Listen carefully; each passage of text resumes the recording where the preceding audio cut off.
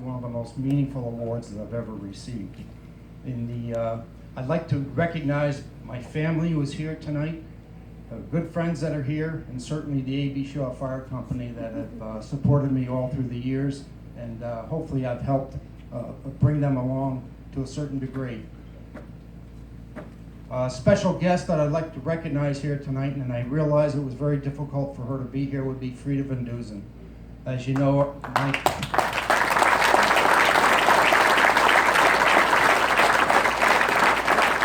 Dick Van Duzen was a very close family friend to all of us, and as you know, he served as secretary for this organization for many years, and he's truly missed to this day.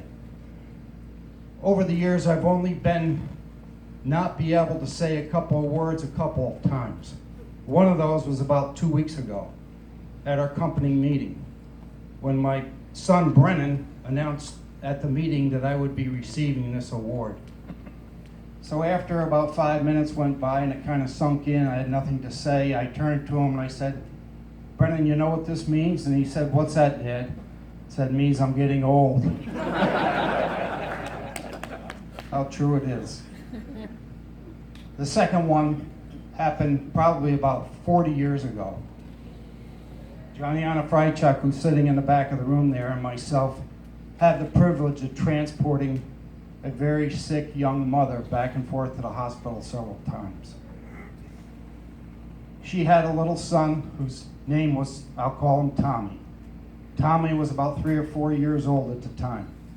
And every time we would go to transport the mother to the hospital, she had been suffering from breast cancer and was going for chemo and radiation.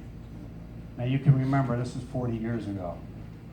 And every time we put Tommy's mother on the stretcher, Tommy would lean down and give her a kiss and say, "Mommy, I'll see you when you come home." Well, one fateful day, as we went to transport this young mother, as we opened the door, we realized this would be her last transport. As she lay there in agonal rhythms, hardly able to breathe, and we gently loaded her onto a stretcher. Little Tommy grabbed my pant and looked up at me and said, "Mr. Keeler, is Mommy coming home?" I tell you this story because it's important for you to know that years later, little Tommy, who became a young adolescent at the time, approached me, looked me up, and thanked me for the compassion that we gave to his mother many years ago.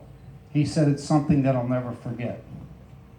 I relate that to the fire service that we so dearly love and work in today, because I believe there's no other career out there that has the ability to deliver compassionate service to our community residents.